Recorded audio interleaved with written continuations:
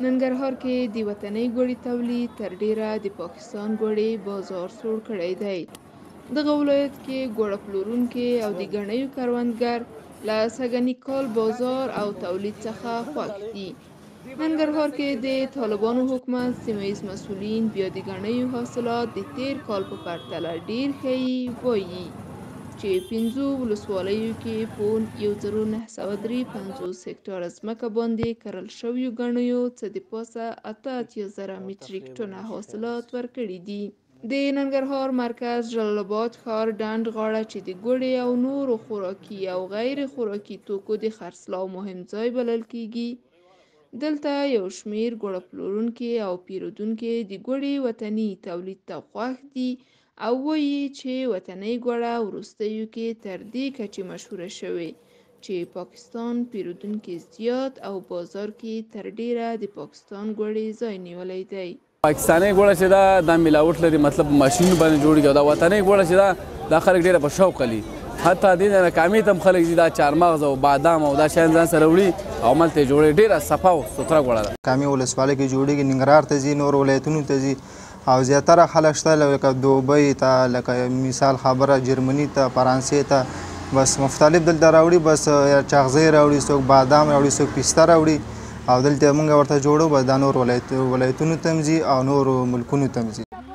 په دغه ولایت کې د ګنیو کروندګر هم له سږنیو حاصلاتو خوښ دي، خو له اړوندو ادارو څخه د کیمیاوي سرو، اصلاح شویو تخمونو او د حاصلاتو لپاره د بازار موندنې غوښتنه کوي. موږ سره د سرې کومکو کې صحیح تخمونه راته راوړي او دغه بیلې راته جوړې کړي، سربندونه راته جوړ کړي، ورخونه راته جوړ. سږکال موږ ګوړه ماشاءالله ډېره زیاته شوې ده او ټول دهقانان زمینداران خوشحاله دي. د حکومت نه غوښتنه دا ده چې موږ سره په د زراعت کې د سرو تخمونو کې همکاري وکړي. ننګرهار کې د طالبانو حکومت سیمه ییز مسؤلین د دې ولایت 5 ولسوالیو کامه، ګوشته، بهسودو، کوز کونړ او سرخرود کې په 1953 هکټاره کرل شویو ګنیو سږکال څه د پاسه 88 مټریک ټنه حاصلات ورکړي چې تیر کال دغه رقم په 1650 هکټاره ځمکه 15 مټریک ټنه وه.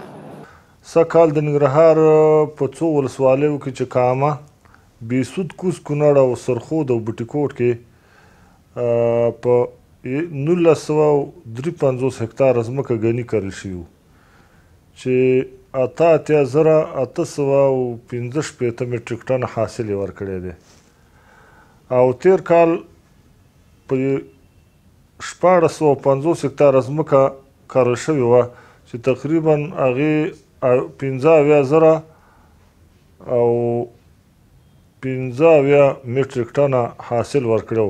په ننګرهار کې د دغې ګانو 144 ګاڼې دي د پروسس لپاره ماشینونه د ګوړې جوړولو. ننګرهار کې د طالبانو حکومت د کرنې، اوبو لګولو او مالدارۍ ریاست د معلوماتو پر بنسټ اوس مهال په جلال آباد ښار او ولسوالیو کې 144 د ګنیو فعالیت کوي چې شاوخوا 1600 کسانو ته په مستقیم او زرګونه نورو کسانو ته په غیر مستقیم ډول د کار کولو زمینه برابره شوې ده.